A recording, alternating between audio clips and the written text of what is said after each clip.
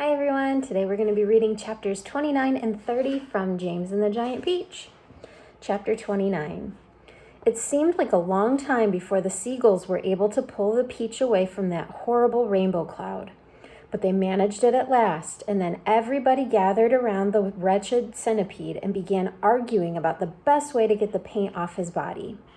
He really did look a sight. He was purple all over, and now that the paint was beginning to dry and harden, he was forced to sit very stiff and upright as though he were encased in cement.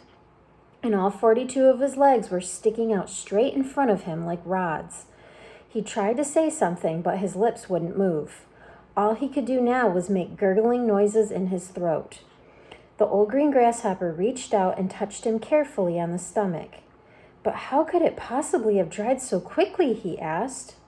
It's rainbow paint, James answered. Rainbow paint dries very quick and very hard. I detest paint, Miss Spider announced. It frightens me. It reminds me of Aunt Spiker, the late Aunt Spiker, because the last time she painted her kitchen ceiling, my poor darling grandmother stepped into it by mistake when it was all wet, and there she stuck.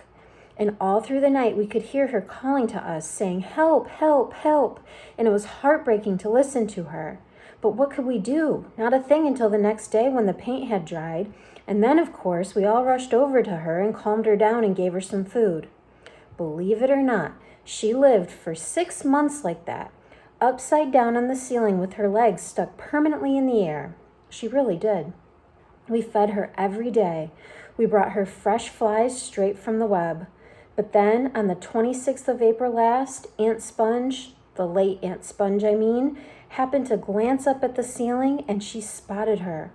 "A spider!" she cried. "A disgusting spider! Quick, fetch me the mop with the long handle." And then, oh, it was so awful I can't bear to think of it. Miss Spider wiped away a tear and looked sadly at the centipede. "You poor thing," she murmured. "I do feel sorry for you."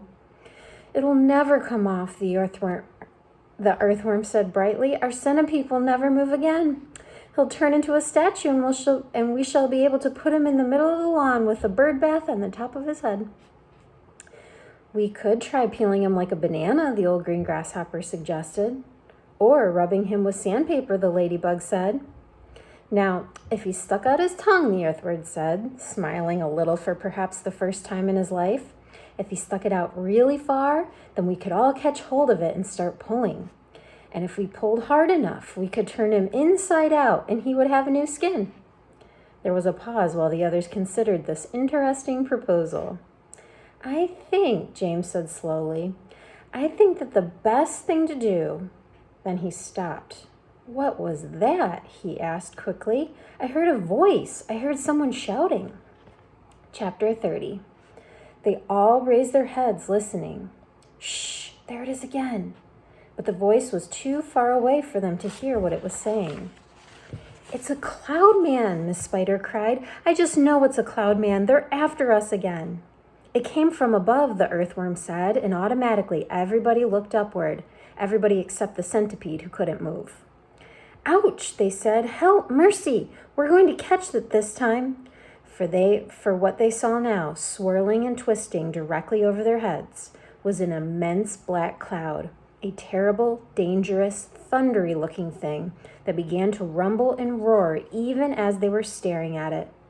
And then, from high up on the top of the cloud, the faraway voice came down to them once again, this time very loud and clear. "On with the faucets," it shouted. "On with the faucets! On with the faucets!"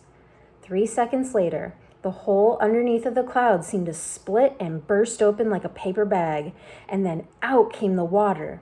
They saw it coming. It was quite easy to see because it was just raindrops.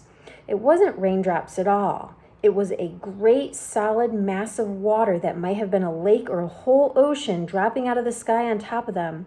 And down it came, down and down and down, crashing first onto the seagulls and then onto the peach itself, while the poor travelers shrieked with fear and groped around frantically for something to catch hold of. The peach stem, the silk strings, anything they could find. And all the time the water came pouring and roaring down upon them, bouncing and smashing and sloshing and slashing and swashing and swirling and surging and whirling and gurgling and gushing and rushing and rushing. Whew. And it was like being pinned down underneath the biggest waterfall in the world and not being able to get out. They couldn't breathe, and James Henry Trotter, holding on madly to one of the strings above the peach stem, told himself that this must surely be the end of everything at last. But then, just as suddenly as it had started, the deluge stopped. They were out of it, and it was all over. The wonderful seagulls had flown right through it and had come out safely on the other side.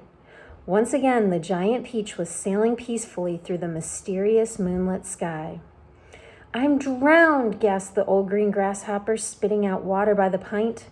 "It's gone right through my skin," the earthworm groaned. "I always thought my skin was waterproof, but it isn't, and now I'm full of rain." Look at me," shouted the centipede excitedly. "It's washed me all clean. The paint's all gone. I can move again." "That's the worst news I've had in a long time," the earthworm said. The centipede was dancing around the deck and turning somersaults in the air and singing at the top of his voice. "Oh, hooray for the storm and the rain. I can move, I don't feel any pain. And now I'm a pest, I'm the biggest and the best, the most marvelous pest once again." "Oh, do be quiet," the old green grasshopper said. "Look at me," cried the centipede. "Look at me, I am freed, I am freed. Not a scratch, nor a bruise, nor a bleed. To his grave this fine gent they all thought they had sent, and I very near went, oh, I very near went, but they sent quite the wrong centipede." And that is the end of chapter 30.